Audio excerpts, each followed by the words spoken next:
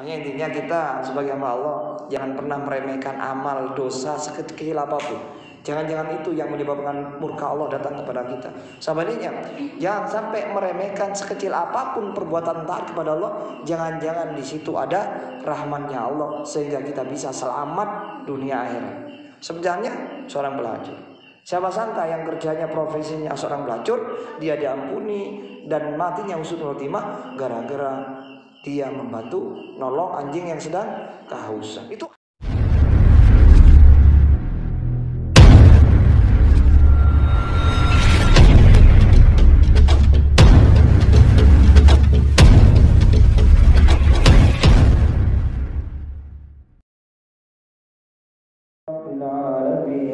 Ar-Rahmanir Rahim Maliki Yaumiddin Iyyaka na'budu wa iyyaka nasta'in Ihdinas siratal mustaqim siratal ladzina an'amta 'alaihim ghairil maghdubi 'alaihim waladdallin amin. A'udzu billahi minasy syaithanir rajim. Bismillahirrahmanirrahim. Yasin wal Qur'anil hakim innaka laminal mursalin ala siratin mustaqim tanzilul azizir rahim litunzira qauman ma unzira aba'uhum fahum ghafilun laqad qalu ala sayfihim la yu'minun inna ja'alna fi 'alaki mawlalahu fahiya al-azqari fahum mahun wa ja'alna min bayni aydihim saddan wa min khalfihim saddan wa shay'an fahum la yubsirun wa sawa'un 'alayhim أم لم تنذرهم لا يؤمنون إنما تنذر من اتبع الذكر وخشي الرحمن بالغيب فبشره بمغفرة وأجر كريم إنا نحن نحيي الموتى ونكتب ما قدموا وآثارهم وكل شيء أحصيناه في إمام مبين واضرب لهم مثلا أصحاب القرية المرسلون إذ أرسلنا إليهم اثنين فكذبوهما فعززنا بثالث فقالوا إنا إليكم مرسلون قالوا ما أنتم إلا بشر مثلنا وما أنزل الرحمن من شيء أنتم إلا تظلمون قالوا ربنا يعلم إنا إليكم لمرسلون وما علينا إلا البلاغ المبين قالوا إنا تطيرنا بكم لئن لم تنتهوا لنرجمنكم وليمسنكم منا عذاب أليم قالوا طائركم معكم أئن ذكرتم بل أنتم قوم مسرفون وجاء من أقصى المدينة رجل يسعى قال يا قوم اتبعوا المرسلين اتبعوا من لا يسألكم أجرا وهم مهتدون وما لي لا عبد الذي غدرني وإليه ترجعون أتخذ من دونه آلهة يرد الرحمن بضر لا تغني عني شفاعتهم شيئا ولا ينقذون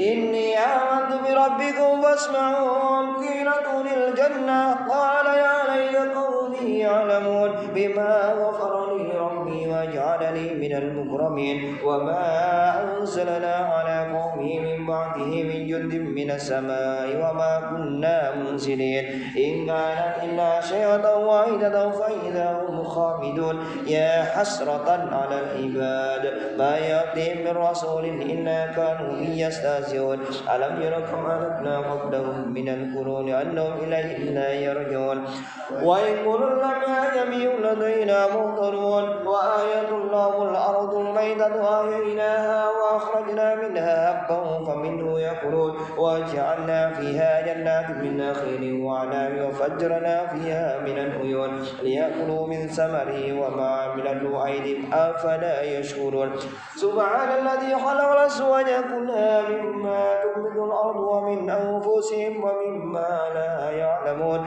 وآية لهم الليل نسرع منه النار فإذا هم مظلمون والشمس تجري لمستقر لها ذلك تقدير العزيز العليم والقمر قدرناه منازل حتى عاد الرجل القديم لا الشمس ينبغي لها أن تدرك القمر ولا الليل سابق النهار وكلهم في فلك يسبحون وآية لهم أنا حملنا ذريته في الفلك المشحون لهم من مثله ما يركبون وإن نشأ نغرقهم فلا صريع لهم ولا هم ينقذون إلا رحمة منا ومتاعا إلى حين وإذا قيل لهم اتقوا ما بين أيديكم وما خلفكم لعلكم ترحمون وما تأتيهم من آية من آيات ربهم إلا كانوا عنها معرضين وإذا قيل لهم أنفقوا مما رزقكم الله قال الذين كفروا للذين آمنوا ونطعم من لو يشاء الله أتما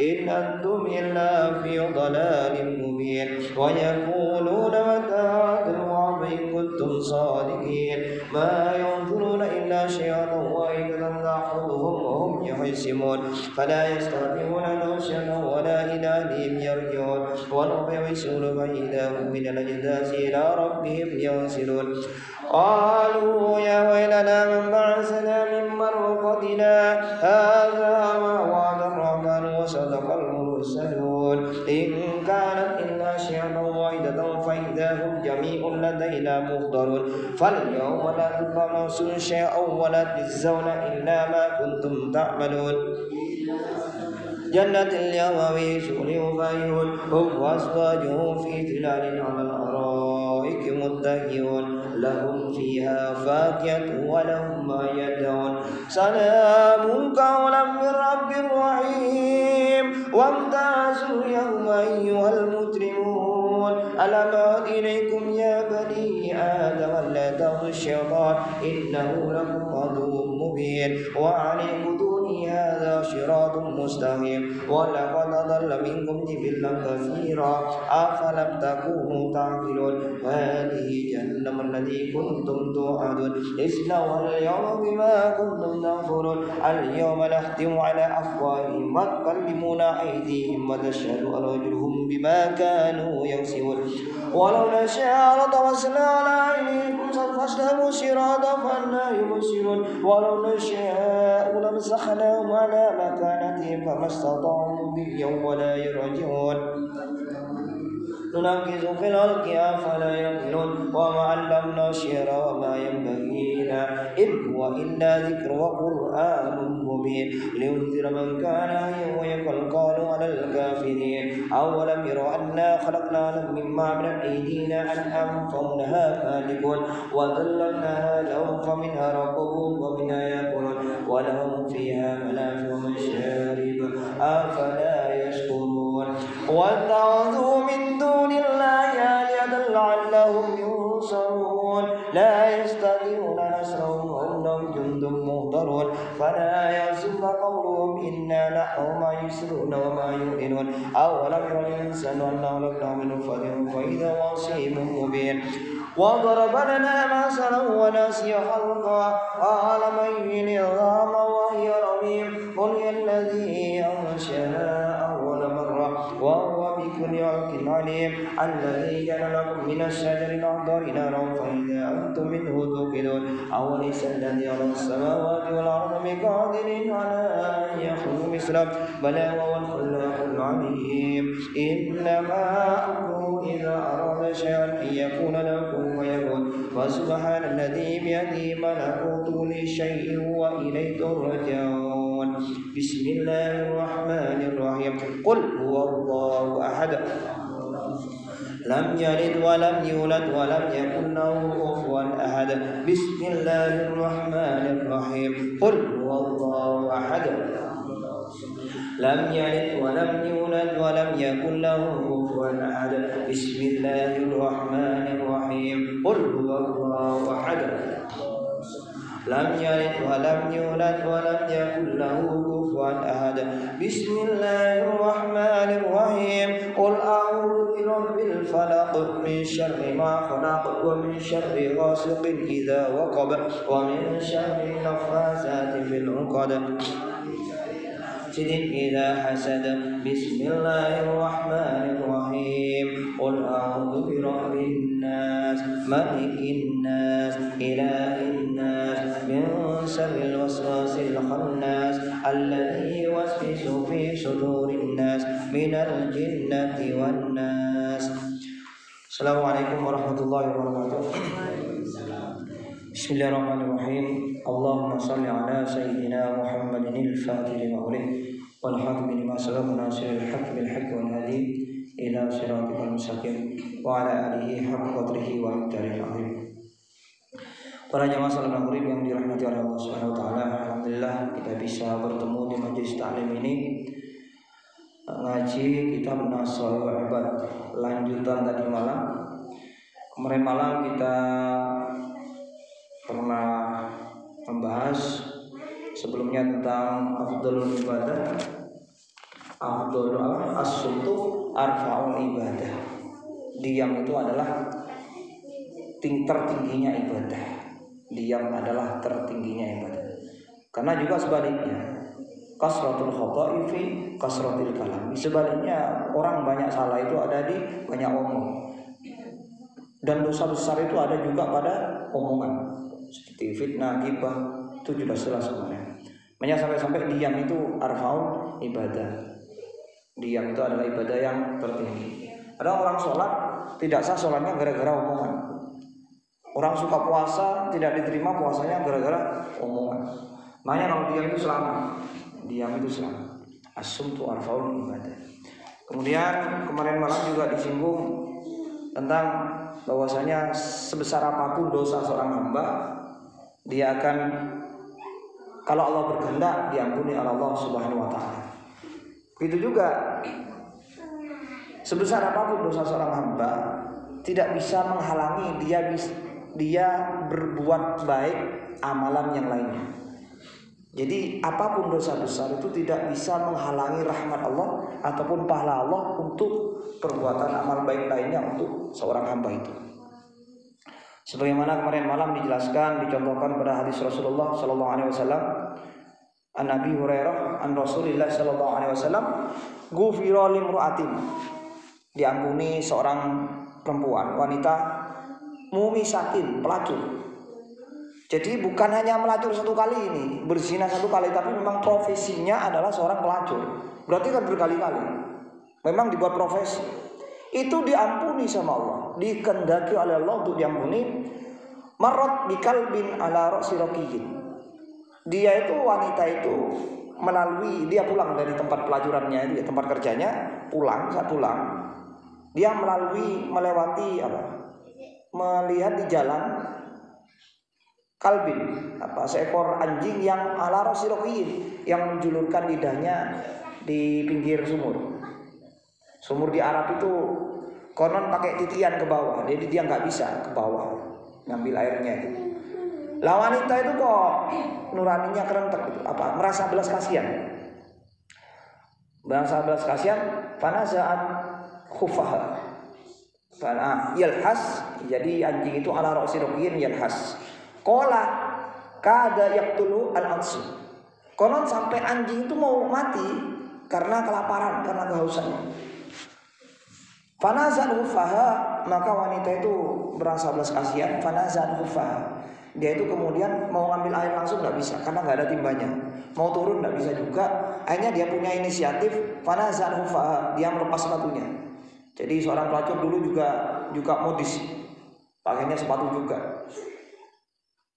Dia punya inisiatif melepas sepatunya. Fa'au sakothu, kemudian dia berpikir untuk sepatunya itu ditali, pakai tali ya.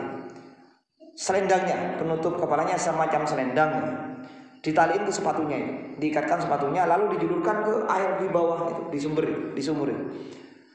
Fanazathu fa'auqafathu bikhimariha, dengan selendangnya, lalu fanazat lahu minal ma'i, kemudian dengan sepatu itu dia bisa ngambil air, kemudian dikasihkan ke anjing. Ghufira laha bidzalik, maka hanya gara-gara hal sepele itu kemudian Allah mengampuni dosa-dosa pelacuran, dosa-dosanya, bukan hanya sebagai pelacur.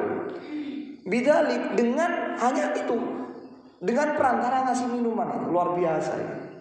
Subhanallah. Bidzalik ini terangan di dalam hadis bidzalik. Bidzalik berarti bidzalik perbuatan itu, kembali ke perbuatan itu, artinya perbuatan ngasih minum air, minum anjing itu yang kehausan mau mati. Subhanallah. Itu diampuni sama Allah. Tapi di sini jangan disalahartikan. Ini biasanya orang yang fasik-fasik itu menggunakan kesempatan ini jadi hadis ini dilegitimasikan untuk perbuatan dosa besar itu nggak apa-apa. Contohnya berzina, waduh, dia berpikir dengan hadis ini, wah berzina itu nggak apa-apa ya, karena dengan perbuatan amal kecil pun dia bisa diampuni. Wah jangan seperti itu, ini niat. Kalau sengaja seperti itu, ini dosa besar lagi, sudah lain lagi sudah. Kalau sudah berpikiran seperti itu berarti dosanya lebih besar lagi. Bahkan ini kayak menentang Allah, anit ya. Jadi anit itu menentang Allah. Karena sudah tahu Allah melarang zina, kok gara-gara hadis ini lantas dia melegalkan zina, meremehkan zina. Karena zina itu hukum mahkumatnya, Pak. Ayat-ayat di Al-Quran juga ada sendiri hukumnya. La taqrabu zina, jangan mendekati zina. Zina, mendekat ke zina itu dilarang, apalagi berzina. Jadi hadis ini bukan berarti melegitimasi atau mempermudah seseorang, meringankan seseorang berbuat dosa besar seperti zina. Tapi ini hadis ini menegaskan bahwa siapapun orang berbuat zina, sudah pernah melakukan zina, jangan sampai putus asa dari rahmatnya Allah. Karena seorang pelacur pun di dalam hadis ini bukan hanya zina sekali seorang pelacur, dia diampuni oleh Allah, dikehendaki ampunan oleh Allah Subhanahu wa taala, hanya sekedar perantara memberi minum anjing yang sangat kehausan. Jadi kalau Allah sudah berkehendak menghapus dosa besar pun bisa. Jadi seberapa besar pun dosanya kita, termasuk dicontohkan zina atau maling atau mencuri, membunuh, kalau Allah berkehendak melalui wasilah-wasilah tertentu, ya sudah terampuni.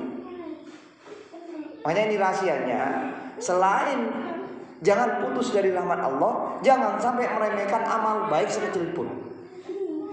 Hadis ini juga menggambarkan dosa apapun seorang hamba tidak bisa menghalangi dia bisa berbuat baik lagi kepada Allah.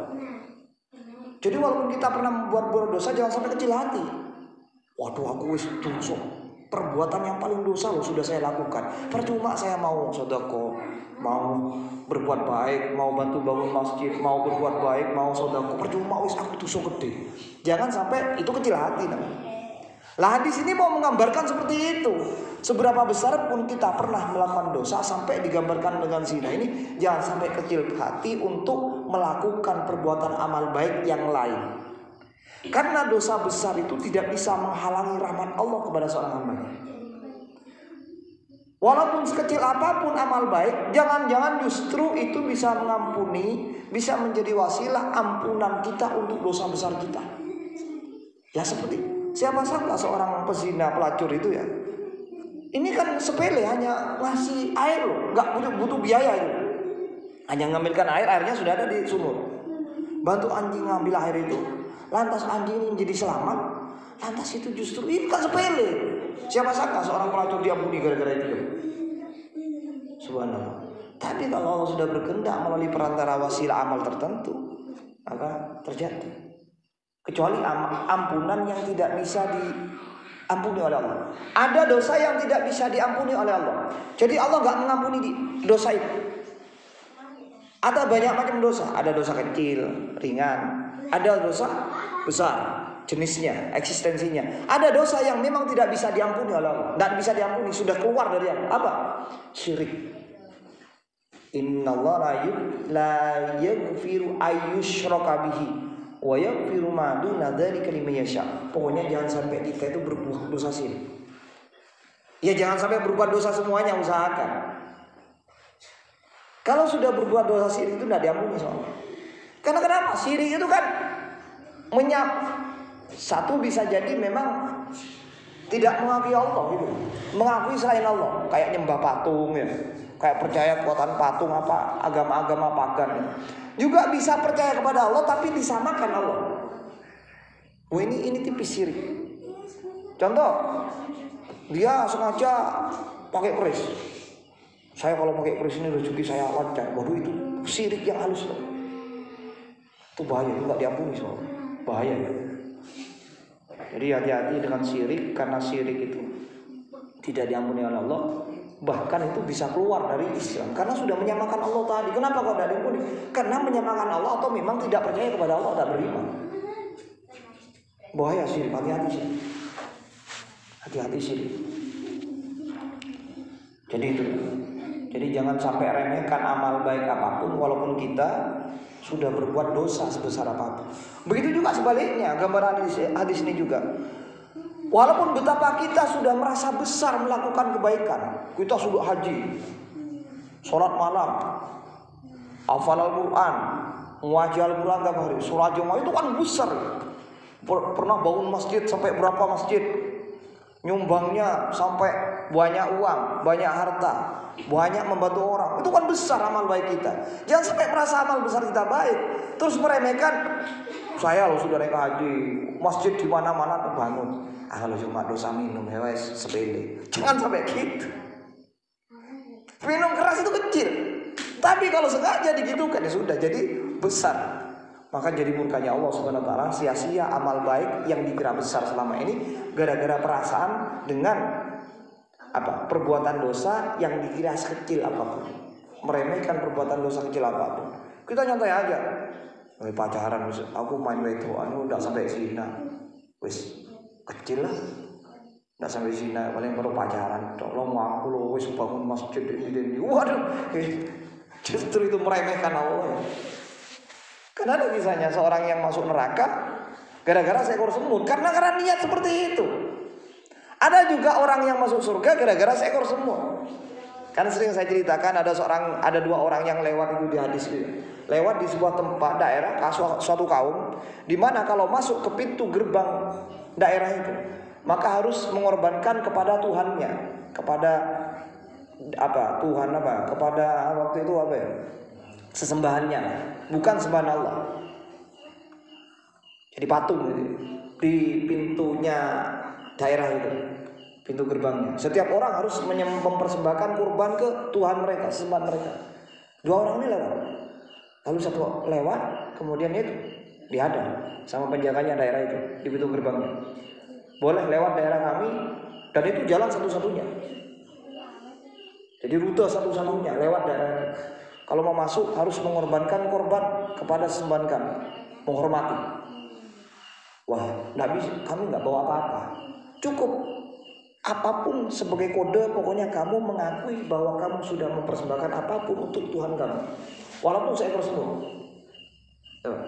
Katanya gitu, karena korban sapi nggak bawa sapi, korban uang ya nggak punya sapi. Hanya pokoknya lambang saja atau kode saja, apapun sekecil pokoknya dilambangkan untuk dikorbankan kepada sesembahan kami, katanya kaum itu. Lalu yang satu, tapi kalau kalian tidak mempersembahkan apapun walaupun sekedar lambang atau kode sekecil apapun untuk sesembahan kami, maka kalian akan kami bunuh. Wah, jadi kejebak di suatu daerah itu dua orang. Ini hadis ini bukan cerita fiksi. Kemudian yang satu gantian. Oh ya, gimana kalau saya nggak punya apa-apa ini? Ya sudah, walaupun seekor lalat. Yang satu ini mah seekor lalat tuh pikir dia itu sepele gitu. Bukan berupa sapi, bukan berupa sesembahan. Cuma seekor lalat, nggak apa-apa seekor lalat aja, asalkan kamu niatkan untuk dipersembahkan kepada Tuhan kamu. Seekor lalat itu diniatkan untuk korban sesembahan. Hanya dia lewat, boleh lewat. Yang satu enggak, gantian yang satu, tinggal kamu. Apa kamu mau mengorbankan seekor lalat ini juga, sehingga kamu bisa masuk seperti teman kamu? Tidak. Walaupun apapun saya tidak layak untuk mempersembahkan sesuatu apapun sekecil apapun selain kepada Allah Subhanahu wa taala. Waduh, ini dibunuh ini. Dipenggal ini, mati.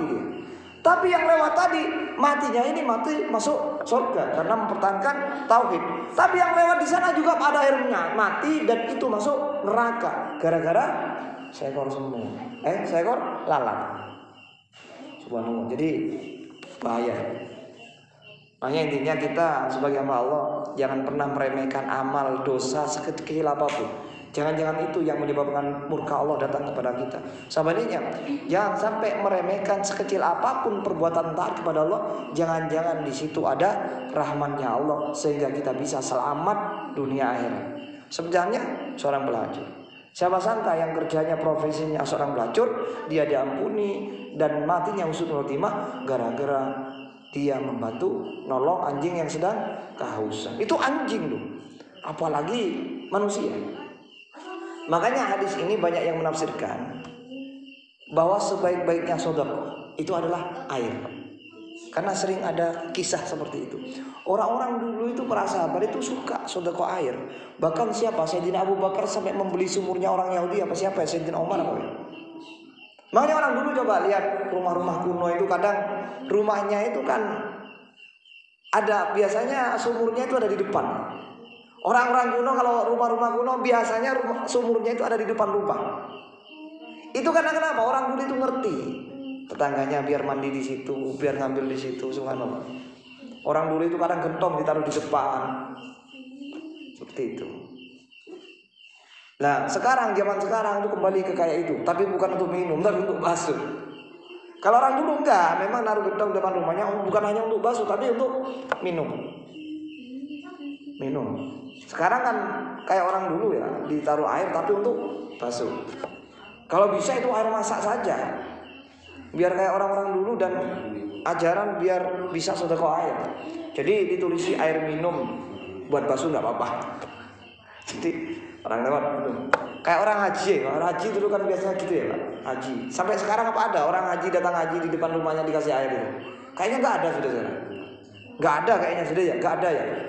Orang haji dulu itu waktu saya kecil itu kayaknya kalau di desa itu di depan rumahnya dikasih air. Gedok gitu. Tapi pas datang haji setelah itu entah berapa hari enggak ada lagi. Subhanallah. Jadi ini hadis ini juga menegaskan bahwasanya sebaik-baiknya sedekah adalah air. Karena air itu sumber kehidupan. Kita adalah awalnya dari air. Mayoritas kita itu terbentuk dari air. Dan kita terbentuk dari air. Kecuali Nabi Adam dari tanah awal kejadian. Tapi setelah itu dari air. Jadi luar biasa. Makanya suka-suka sedekah air. Suka-suka sedekah air. Ada tamu berikan air, kopi, air teh atau apa, air minum. Demikian mugi-mugi pinarian barokah ya Rabbal Alamin. Dikit-dikit saja tapi langsung disadari di hati. Kalau ngaji dikit tuh enak. Sambil dihayat-hayati pulang ya. Kan nanti kalau banyak malah ambiar. Tapi kalau dikit-dikit gini enggak, apalagi sering diulang-ulang ya. Karena salah satu yang masuk ke bawah sadar kita yang itu bisa terjadi 85% dalam kehidupan kita adalah diulang-ulang. Makanya saya enggak segan-segan yang 3 hari yang lalu kadang saya ulang lagi. Mungkin iya ya. Apalagi dari cerita, ulang iya. Lihat anjing ingat cerita ini. Iya, ingat. Jadi ingat terus saya ini. Tuh caranya ngaji itu seperti itu. Sedikit tapi dihayati. Makanya sekali lagi jangan pernah kecil hati siapapun yang pernah berbuat dosa. Entah pernah membunuh ya, entah pernah berzina, tak usah putus dari rahmat Allah. La tayasu mirahillah, jangan pernah putus dari rahmat Allah. Dan tidak pernah putus dari rahmat Allah melainkan orang kafir. Itu di Al-Qur'an diterangkan. Kemarin saya ceritakan orang yang dosanya membunuh pun itu bisa menjadi orang yang dikasihani Allah. Siapa? Wahsy. Kalau nggak salah Wahsy dalam sejarah. Jadi Wahsy ini Pak, ini dosanya besar. Dia itu pernah dalam peperangan membunuh orang yang paling cinta kepada Rasulullah. Coba. Membunuh, bukan hanya membunuh dosanya, tapi yang dibunuh itu orang yang paling cinta kepada Rasulullah. Siapa? Sayyiduna Hamzah. Sayyid Hamzah ini orang ahabbun nasi ila Rasulillah. Orang yang paling cinta kepada Rasulullah. Sampai disebut ahabbun nasi ila Rasulullah. Ini sahabat Hamzah ini ketika perang dibunuh oleh Wahsy namanya Wahsy ini dibunuh nih sahabat Hamzah ini. Nah, tapi ternyata pada akhirnya apa? Wahsy ini masuk Islam. Dia jadi orang dekatnya Rasulullah. Padahal dia pernah membunuh Sayyid Hamzah. Subhanallah. Jadi, tapi jangan remehkan dosa. Nanti kamu membunuh orang gak apa-apa tobat. Oh itu lain lagi, itu dosa lagi namanya. Itu dosa menantang, lain lagi itu sudah. Ngomong itu aja sudah dosa besar sudah. Wah itu murkai Allah, dimurkai Allah sengaja. Itu meremehkan Allah itu. Itu meremehkan Allah sudah. Demikian mugi-mugi inarian barokah. Amin ya rabbal alamin. Assalamualaikum warahmatullahi wabarakatuh. Ngaji.